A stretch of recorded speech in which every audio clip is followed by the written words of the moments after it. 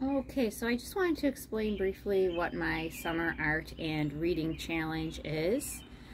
So there's 30 days and there's 30 books. These books can be found on Storyline online, or you can find the real books in your local libraries.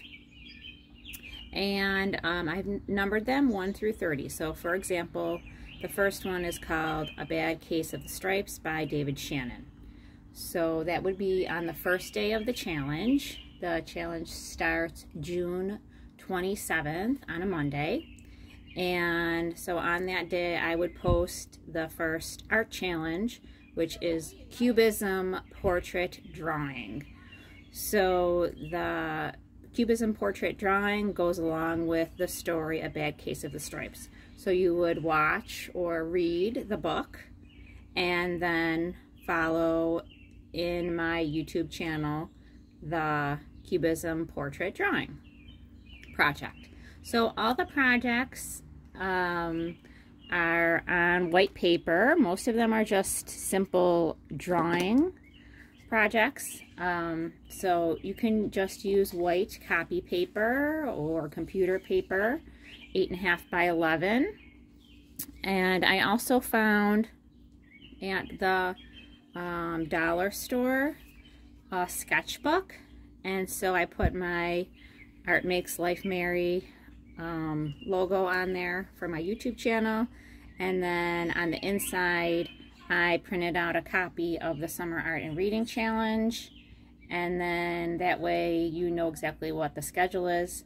And then there's 40 sheets of copy weight paper in this sketchbook. So if you wanted something that was, you know, all together, you could buy a package of paper, and you'll want to have something to color with. Crayons would be fine for really everything. Also, you might want to have markers. I did most of my projects with markers. I just liked how they showed up better on the video, and in my pictures the marker just seemed to work better. But it is nice, especially with the crayons, that you have more colors to choose from. And I always love how in the 24 pack that we have the peach crayon that we can use to make skin tones, and also the brown we can use to blend in to make some good skin tones. The brown and the marker tends to be a little bit too dark, so it's nice to have the crayons as well. There are some options for painting. So of course, if you want to, you could always use regular watercolor paints, a little set. You know, you can buy that usually for around $1 or so. If not, you can use a piece of plastic from a plastic bag. Even a sandwich bag size is fine. And I show you how to do that on the videos using your markers. You color a little bit on the plastic, and then you use a water cup.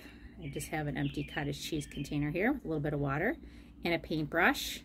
And then you can use this for a painting technique with your markers if you don't have a paint set.